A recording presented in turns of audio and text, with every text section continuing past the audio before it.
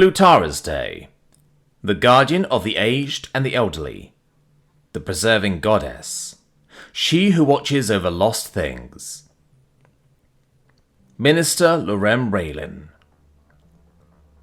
Sitting in the back of the security van, Desi desperately wanted to throw up.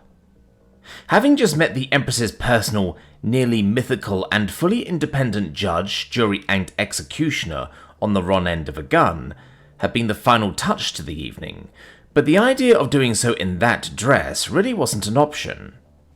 As much as she loved her friends, right now she wanted to throat punch all of them. They meant well, but they were not helping. "Did you see the security cameras were off?" Nesva asked. "I mean, I didn't notice they weren't moving until she left, but they weren't moving." "You mean during the part where she had a gun pointed at us?" Lark said caustically. "That kind of had my attention." "You can get used to it," Lamanna said, breaking her silence for the first time since she'd spoken with Lorem Railen, her boss and the Minister of the Interior. "I don't want to get used to it," Desi groaned, waving vaguely at Davari and the death's heads seated in the front cab behind the agent. "And how is it you were all right with that? The gun, I mean. Excuse me, but none of you so much as twitched." "The minister was concerned with the safety of the princess." Davari shrugged almost imperceptibly. "If I had twitched, someone would be dead now." Behind the slightly ditzy persona she adopted as a music teacher, Lamanna Davari was a cold-blooded killer with a sense of humour only Zenshiki could love. Probably. Desi gave the woman a long look, momentarily forgetting how queasy she felt about talking to the entire galaxy. "There were 3 death's heads beside you. 3, in armour." I'd have given us even odds. At the midpoint of her career, Lorem Railen became a plant in the Galcamra pirates, when they became a thorn in the Imperium's side. Davari's mouth twitched in approval, and she touched the side of her forehead. The minister was given some rather esoteric implants, allowing her to fully access computer systems. I believe she wasn't expected to live, but something needed to be done. "I've never heard of the Galcamra pirates," Desi said sullenly. Still stuffed into the dress, breathing while sitting down was a struggle. "Precisely. According to rumour, she shot most when the lights went out on her ship, while the rest had to be sponged off the walls when the inertial compensators went offline." Davari nodded. "She's aging gracefully, but the implants are fine. Don't ask her anything you aren't certain you want the answers to." Lorem Railen, Lamanna Davari, and Desala Sehart. The Interior looked after the Empress. Their greater mandate was to excise culturally destabilizing elements threatening Imperial interests. Desi had looked it up. From Malondi's explanation, Railen was the Interior, but in addition to her role as minister, she also had the independence to identify and prune as she saw fit. Needed more than she was feared. Some people feared her a great deal, and Lamanna Davari was one of a short list as Railen's successor. And her offer to Desala? Railen seemed to play a very long game. Desi tried very hard not to think about any of that, and gave up on the conversation. They were nearly home. "Now, will you give me my clothes back so I can get out of this thing?" "You can let me out of this carpet too," came the muffled voice at Desi's feet. "Oh, shut up." Patviri, daughter of Harasov. It was clear as the sun in a summer sky, reflected Patviri. To steal, that was to strategically take equipment to an alternate location, was not a crime. Mere theft, which took items of value from an individual, was a crime, at least by custom. It was a crime of Pesh, where the rules got extensive. To steal was to remove items of value in a fashion that hurt no one, or at least no one undeserving. The lesson had been handed down to her by her mother on the orbital station over Pangloss 4, an alliance world that followed a capitalistic system which had run amok. Not so badly as the Consortium, but aside from mutual defense and a monetary system, alliance worlds had little in common with one another, and wanted less. For Pangloss, that meant that the top 1% of the population owned much of the wealth, and the top 1% of the 1% owned more than the poorer half of the planet combined. Statistically speaking, it was almost impossible to commit theft there. When their ship had docked for repairs, liberating certain parts was a minor act, but as her introduction to custom, nothing elaborate had been needed. Pezrin's ships were old and required frequent, expensive maintenance. The family paid the mechanics working on their forward sensor array, but while Sunchaser and the other adults were busy engaging with the employees, her mother had sent her through the ductwork to acquire 8 cases of covalence filters for their life support system. They paid for the array. Charging someone just to breathe was a crime. As stealing went, the company would take a minor loss, which would be charged to the parent company, filed as a loss, and claimed on insurance. Whoever was in the top 1% of the 1% wouldn't even feel the loss as a rounding error. In that regard, she had not simply been doing her duty as a Pezrin coming to adulthood, it was a moral obligation. Possibly a civic act. That changed on coming to Shill. With only 3 working warbands in the star system, while Sunchaser assured them there were others nearby, particularly when the subject of eligible boys came up, it was limiting. One could fool an IR camera, but other security features worked just fine. As a race too few in number to even be a minority, blending into a crowd was not an option. It was irritating. She'd counted on making the first acquisition of real wealth, something substantial to cement her place as eldest daughter and first wife, once Sunchaser negotiated a husband for them. Now Zinshiki had done it first, and it rankled. She was family, a necessary ally, though it was still Zinshiki. Just talking to her was like juggling knives while blindfolded. Now it had to be done, and for a wonder, Zinshiki was talking back, for a given value of talking. Nothing that anyone could call conversation, but the little sociopath had grudgingly accepted communications. Not that things had gone easy for her. At an early age, Sunchaser had labelled them the 4 Sisters of Darkness. Those had been simpler times, and the Pathfinder usually said it with affection. As they grew older, things had gotten complicated. Before landing on Shill, the family had taken on a security contract with Duchess Eliana Variun, who had insisted children should not work, and that one of the elder girls be sent to school. As the eldest, she had managed to convince the band mothers she could not be spared just at the moment. It had been a near thing, but her mother had pressed the point that they should not simply bend to the Duchess's whims. Raikishi? Raikishi was enjoying a full course of studies to take over from Sunchaser as the next Pathfinder. An extensive education in everything from economics and ship management to contract law in the Free Empires. Raikishi could not be spared. Kalis? Their youngest daughter. Kalis was a markswoman, and when not in the field, she relentlessly groomed her skills in the simulators she adored. Outside of a weapon manual, however, no one would call Kalis scholarly, and sending her to fail would embarrass them to their employer.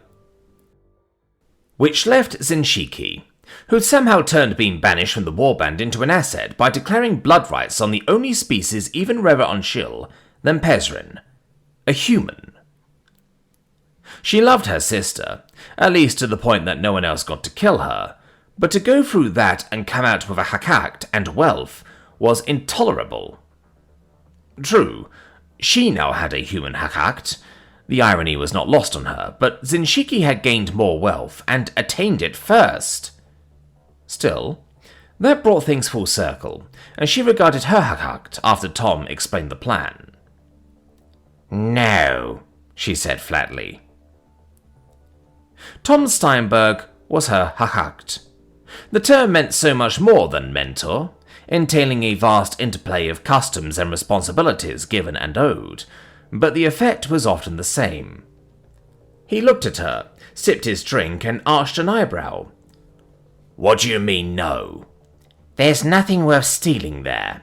Also, unless you want to devote the time and space to who knows how many sick animals, we are not burning an animal clinic." Her Asaic twitched in second-degree denial, with a hint of supplication. He was her hahakt, after all.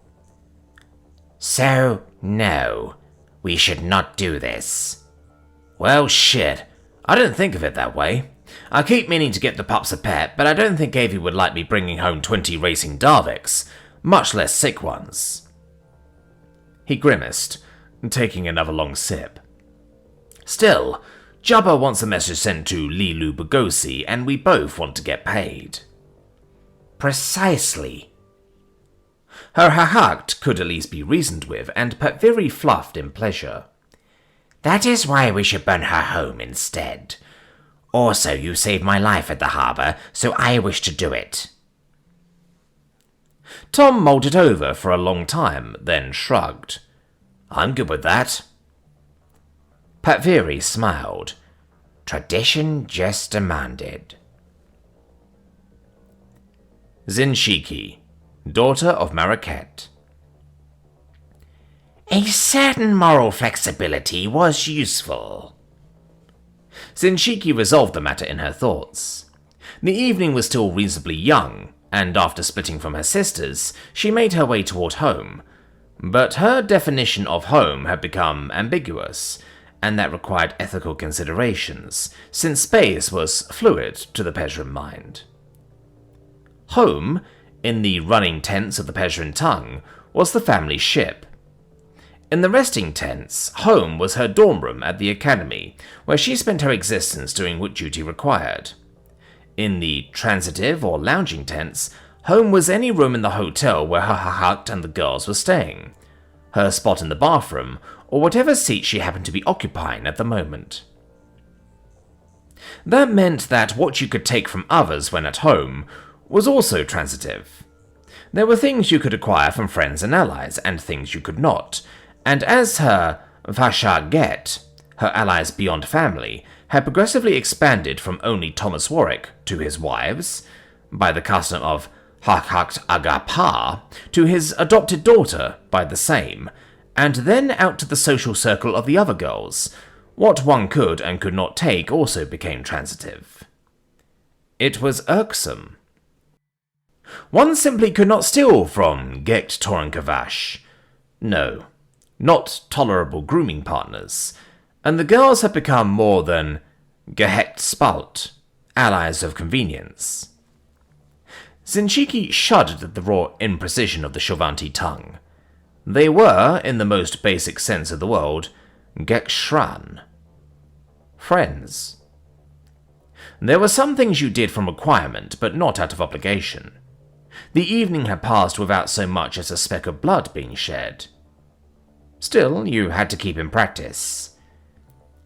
But kidnapping Solana Dasari was... Raikishi, daughter of Alesh. Just for fun, thought Raikishi, as she practically pranced into the room that served as Sunchaser's office. What a night! She'd met past, their future husband, if everything went right, and oh, was he ever right. Handsome, strong, talented, and even through the blockers he smelled fantastic.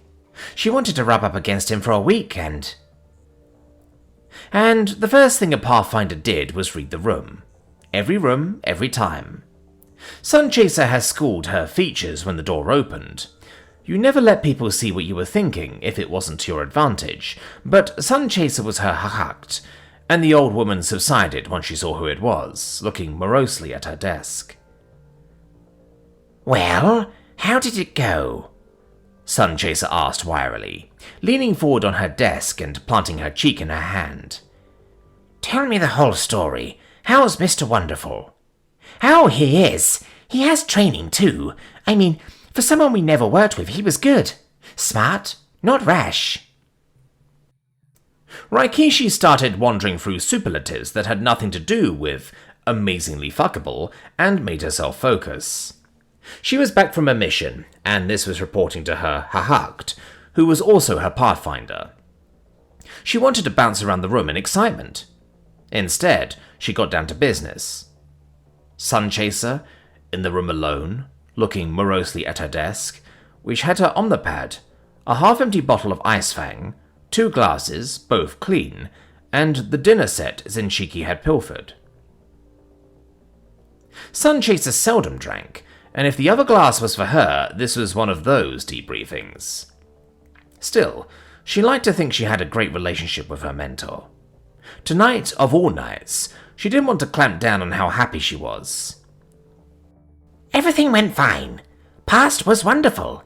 Patviri and Zenshiki were in good form, and Kalis was fine after we made her put away her bloodstar. Dark mother, that kills everyone in the room. Sunchaser sat up. It's practically a portable war crime. Tell me she didn't actually use it. No, we talked her out of it. She wanted to show it off to Past, but we convinced her to hide it away before we got there. Security and all. That was true enough. The little throwing star had a monomolecular edge and an internal battery, powering an impeller good for 2 or 3 throws. If you had certain gear shard implants, it would seek out your targets of choice and go through them like a flechette round before returning to the glove in your hand. Kalis did not have those implants, and you had an immediate need to be absolutely anywhere else. She loves that thing, though. I never should have let her mother give it to her. Sunchaser sighed heavily.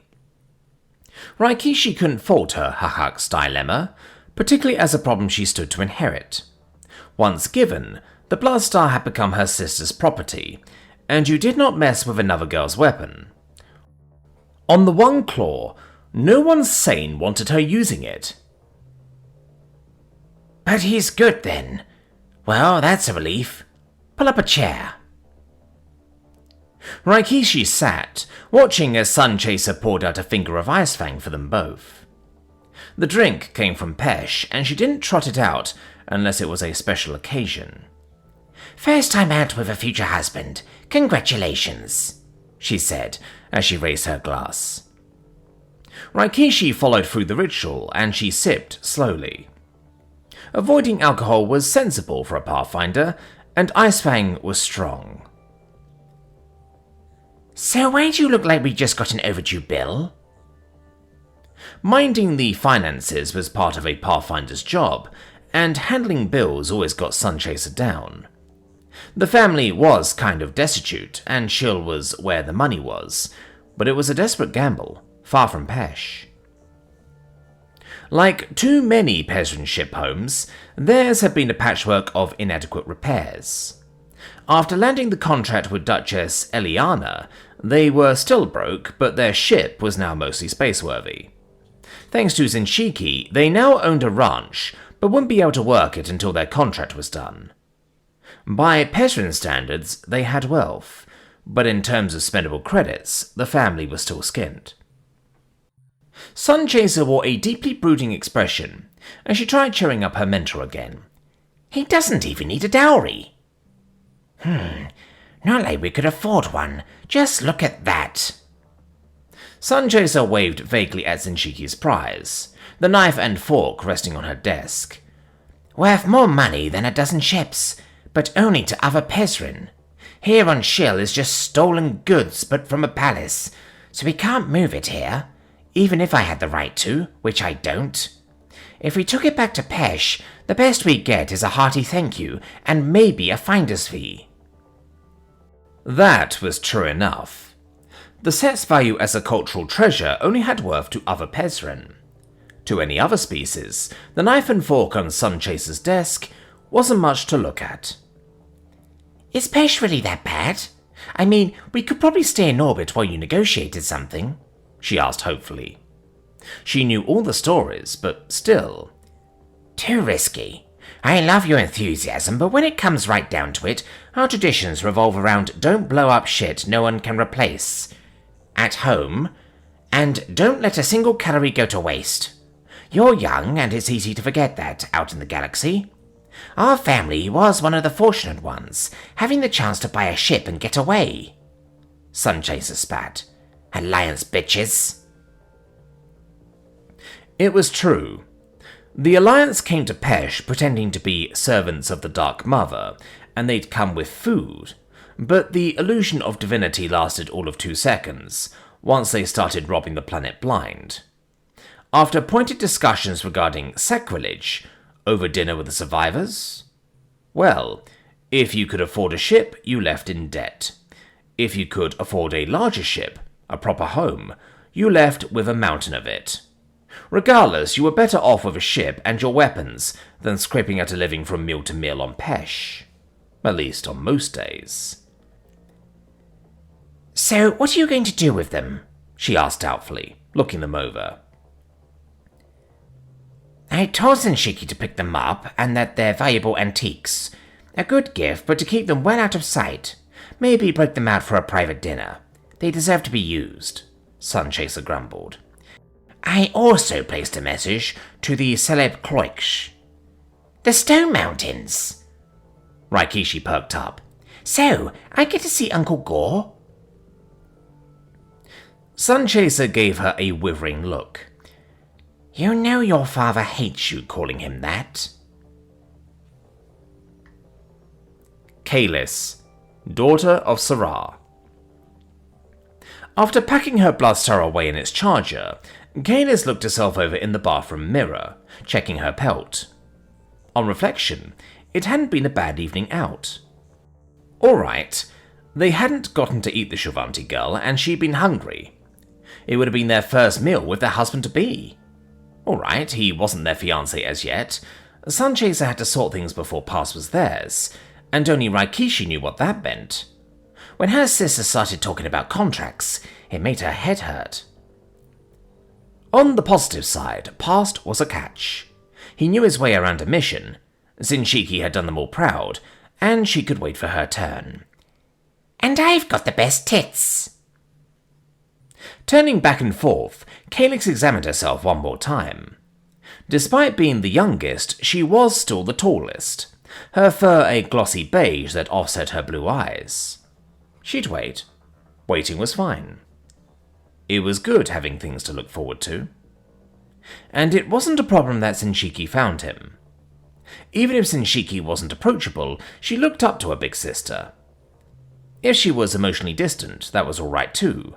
It was understandable. After all, she made her choices as well. The family ship, their home, had never been in good repair. That was part of life for a Pezrin in space, making do with whatever you could just to survive. She understood that, and watching over the younger kids was a full-time job. It mattered. She had only been 4, at least in show years, when she became trapped in the airlock. The ship had been in space then, and she'd been playing. Nothing obviously dangerous due to the safety protocols, but that was when everything worked as it should. Acquiring their ship was the only thing that saved it from the scrap heap, and it had more than its share of problems. When the doors cycled shut and sealed behind her, she'd found herself locked inside with only a glitchy control panel, an intercom that didn't work, and she wasn't wearing a suit. She'd been old enough to understand how close she was to oblivion, smart enough not to touch anything. All too aware of the air that was growing bad, the longer she was trapped. Zenshiki had found and saved her. She remembered fear, but 4 years old was the last time she had ever been afraid of anything. Being that way was alright. After their father had been maimed on the mission, the family was far too poor to afford the kind of surgery he needed, and instead of the vital man she remembered, their father shambled around the ship. He was loved, still made himself useful, but nothing more needed to be said. Unless you had the credits, the galaxy was a kill or be killed proposition, and her family never had the credits. You got enough food, fuel, and pass to keep going. Scratching out a living by the tips of their claws wasn't easy, but at least they were in charge of their destiny. People back on Pesh had to do all of that with none of the freedom. She'd kill if someone was messing with her sisters, or if someone was paying, or if she got hungry. Mostly it was a case of being paid. When her mothers and sisters said it was alright, she was fine with killing. Everyone died. Since it was going to happen anyway, she might as well make some credits off it. Also, possibly dinner. That's why she loved playing Galaxy Conquest Marine, subbing herself out in the ground units. Having someone pay while she trained, that was a win-win. One way or another, someone would pay her to kill. She still needed dinner. After departing Orinka Stadium in Dr. Bradoon's pest control van, Pavis Clips Cosreen felt her mood starting to sour. It was one very long-ass drive out from the city to the spit of land cartographers dubbed the Akratory Point. As a body of land, it was a rough spit of rock and scrub, jutting out into the ocean with no particular value, but the place had been given its own autonomous zone for development by the Akratory District Council, and Lilu Bagosi had come knocking. 8 miles until you reach the amazing Animal Imperium and Sea Preserve, showing the most exotic of the galaxy's animal life. The road sign, decked with the smiling image of Lilu Bagosi, celebrity animal handler, lit up as they sped down the desolate highway. Not that it was a bad name. The Animal Imperium, as it was better known, had been regarded as an unlikely proposition and no competition to the Imperial Zoo, but, hungry for development, Akratory had approved the building request in the full expectation it would fail, and they could remarket the promontory once it had basic infrastructure in place. Not that Lilu Bagosi had failed. The woman's show aired on the kiddie channels along with the Curious Clue crew, and despite her aversion to children, a certain awareness of the thing filtered into Clips's consciousness. Leveraging her unlikely fame as an animal handler, Bagosi had opened her very own clinic in the city, along with the amazing Animal Imperium and Sea Preserve. Clips entertained no particular feelings about the woman until tonight. It wasn't the road signs, although those Luku creations had started 20 miles out, plastered with Lilu Bagosi's smiling face, enticing families to bring their children for the experience of a lifetime, selling overpriced food, drinks, and souvenirs to anyone gullible enough to come. It was the Omnispam. The sleazy and quasi-legal practice imported from the consortium was still being stomped out, but in certain districts, such as the Akratory Autonomous Development Zone, it was alive and well. Once within its insidious envelope, the local area network forced unsolicited notifications and emails directly to your Omnipad. That meant non-stop advertising for the amazing Animal Imperium, and as she tried checking over her Omnipad's camera, the endless pop-ups were starting to piss her off, theme music and all. It wasn't just the quantity, but also the quality of the unsolicited spam. The desiccated corpse of Clips's soul as a journalist rolled in its watery grave. See the frowning Rhinal and frill to Aunt Lilu's dancing Grinshaw, one exclaimed. Another popped up almost as soon as she closed the first. Home of the endangered green-nosed Pouchadillo. You know you're in the crap if you had to put on one of those damn Grinshaw costumes. Anyway, it's all just a fucking scam. Letting the van drive on autopilot was a blessing, as far as Clips was concerned. Bradoon was busy cleaning her fake eyeball, a clover-colour thing that would only be at home in an Abrat's head, and her not being at the wheel was a relief. Let me tell you, they called me in as the area Pouchadillo expert, but I didn't get dick except for a work contract for when they need pest control and annual passes to a place I already see for work. Did I get a little taste of the money, or even some of the credit? Shit no. For the last several miles, Clips had been serenaded by the tale of how Bradoon had been wronged by Lilu Bagosi over the green-nosed Pouchadillo. So whose bright idea was this anyway? She asked, not really caring about the answer. Well, it was at least half mine, no matter what Bagosi says. Woman's a fucking hag, but she calls me right in the middle of the Pouchadillo craze, you know? A few months back, when people thought the little bitches would make cute pets. Bradoon examined the fake eye critically before putting it back in her head. See, it turned out all the cute critters are taken, but she knew fuck all about Pouchadillos. Bagosi gives me a call saying she was starting this place up, and how cool it would be if she had one nobody else had, or even knew about, you know? So I came up with the green-nosed Pouchadillo. Rare and endangered, you know? Bagosi even went and got a government grant to care for the little fuckers. It turned out that 150,000 credits were received annually by Lilu Bagosi and the Amazing Animal Imperium from the Imperial government, specifically for the care and preservation of the rare and endangered green-nosed Pouchadillo. The fact remained they were completely ordinary Pouchadillos, with their snouts dyed an eye-searing shade of chartreuse. Clips tried to sound appreciative at the elaborate depth of the scientific for-profit, but couldn't manage the enthusiasm.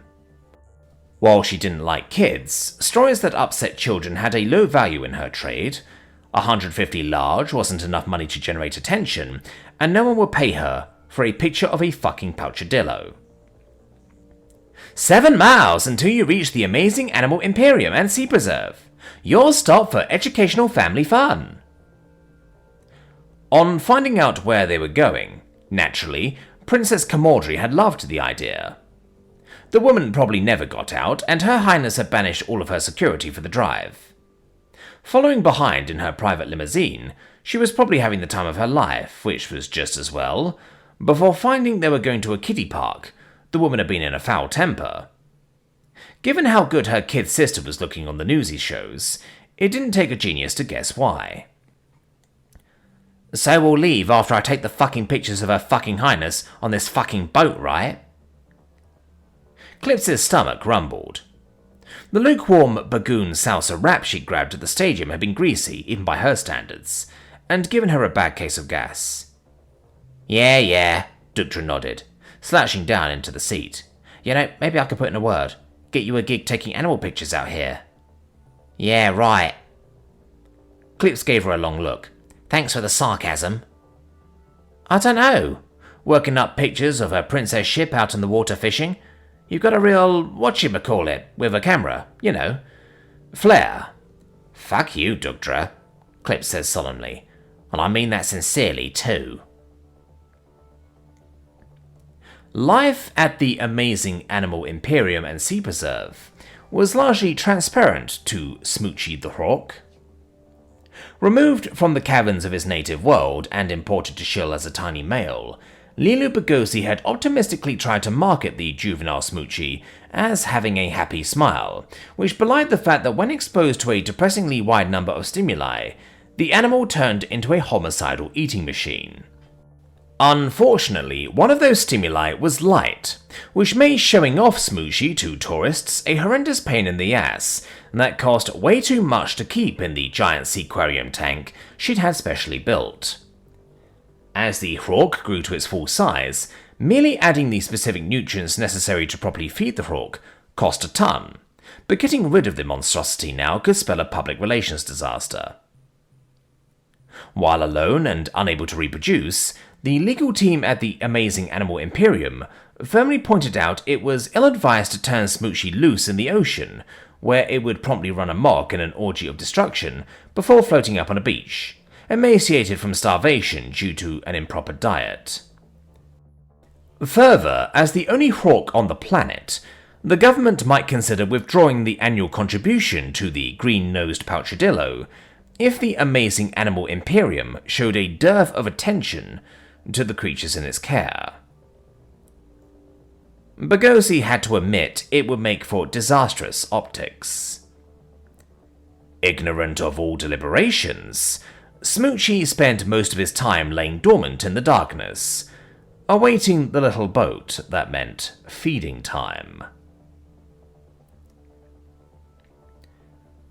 Princess Kamordri Tassu spent the drive out from the stadium in reflective contemplation.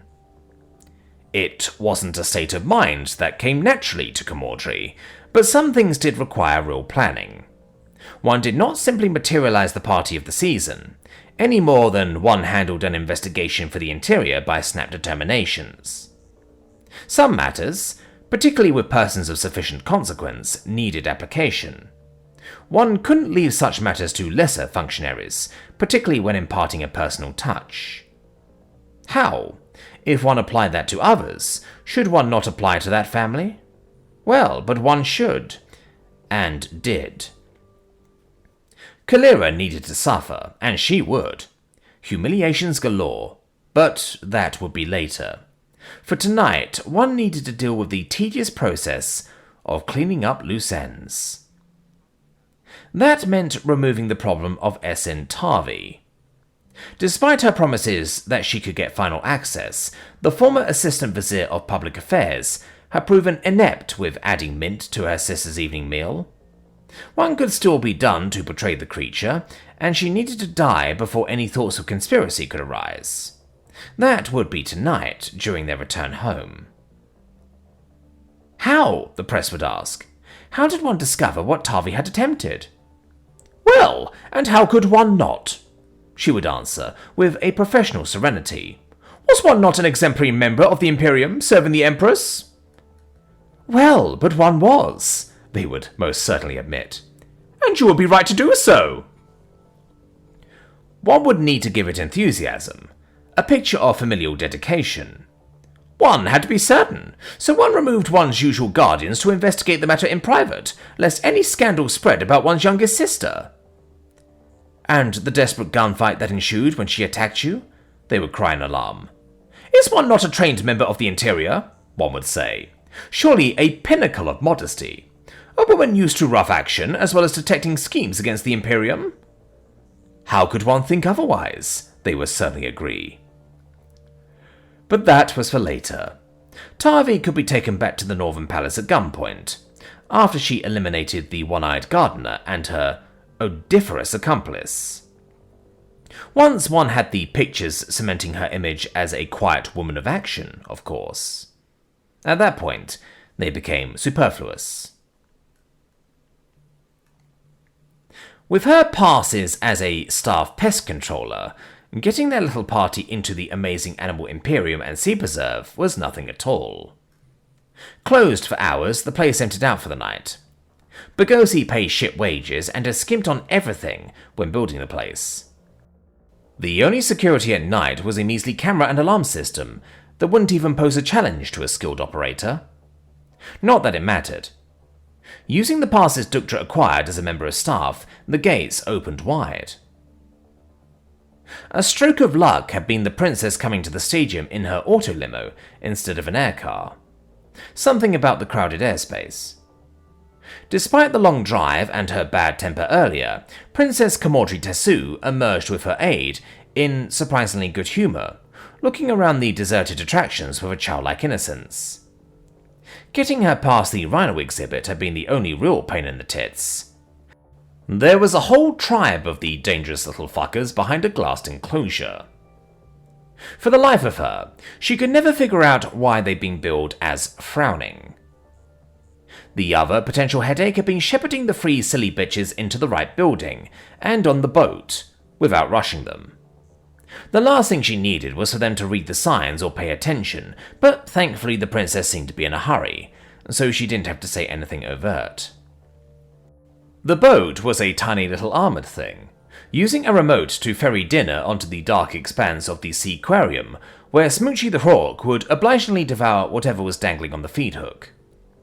Even captured on IR cameras and shown inside the seating area, it was kind of spectacular. Kids loved violence, and the Hawk was a star attraction. Not meant for people for its current use, Duktra half wondered if they capsized going out on the water.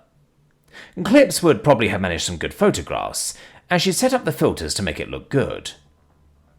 Perversely, she regretted that she'd never actually see the pictures. Given the princess's habit of hosting furtive parties and venturing into the capital's nightlife, she spent months grooming Clips Cosreen as a potentially useful contact. That it actually paid off was just one of those things. Though during months of exposure to the palpable aura of Clips's body odor, she'd often fondly imagined taking a steel bar and pulverizing the woman's head like an overripe plover.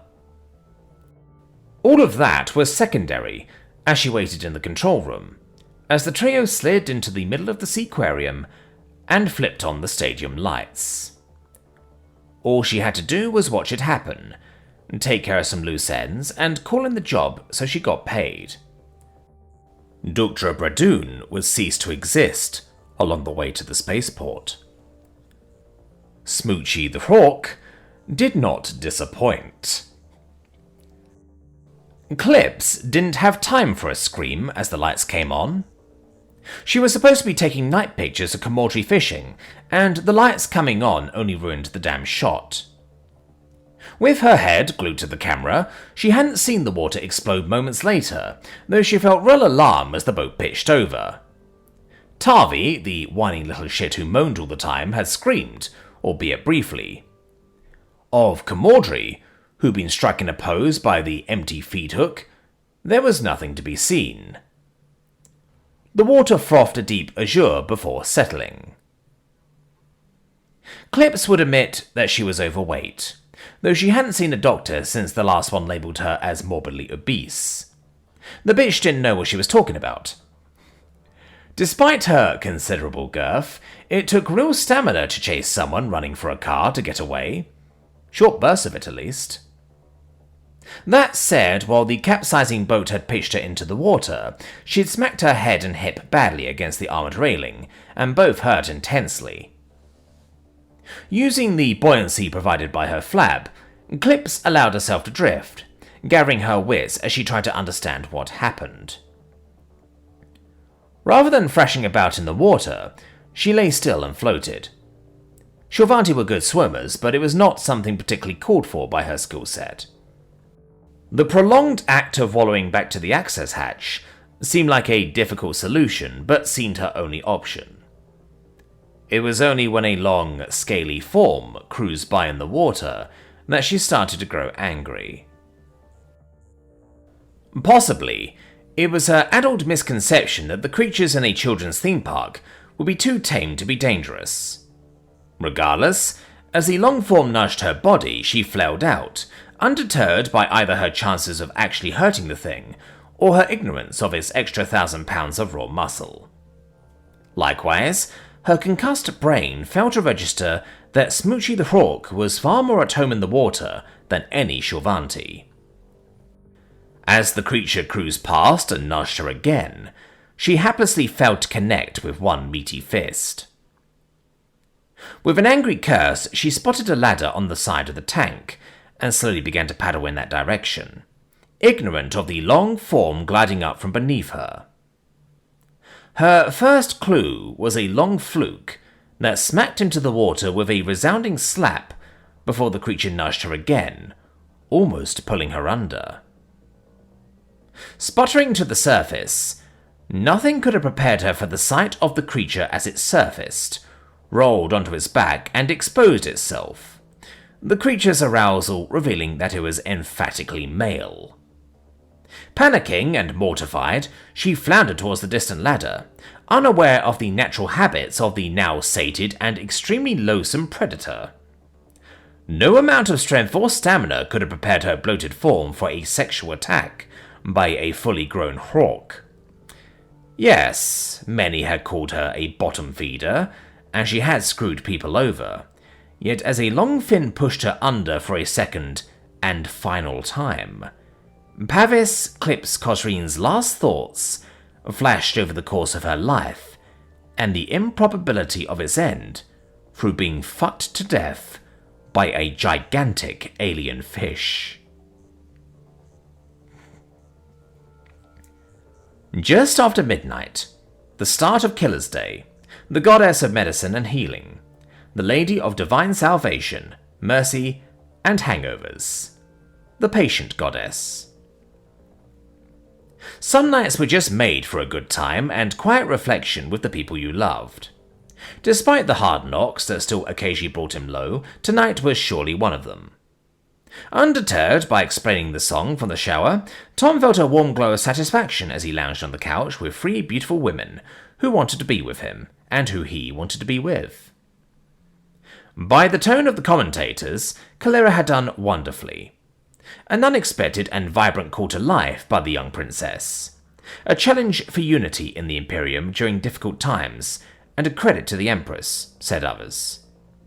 Miv, Leia, and Lani seemed oddly bemused, but really it was tremendous. It was only reasonable to wait for the girls to get home, to hear how it had been from his daughter firsthand. Tomorrow morning would be the trip to the zoo, followed by the Galaxy Conquest Finals. As vacations went, this was... He paused and sat up, as he heard the door and Desi wandered into the room. "So, how did it go?" he asked brightly. "I bet it was exciting." Desi looked at him blankly before making straight for the bathroom to noisily throw up. Tom turned to look back at his ladies. "Was it something I said?"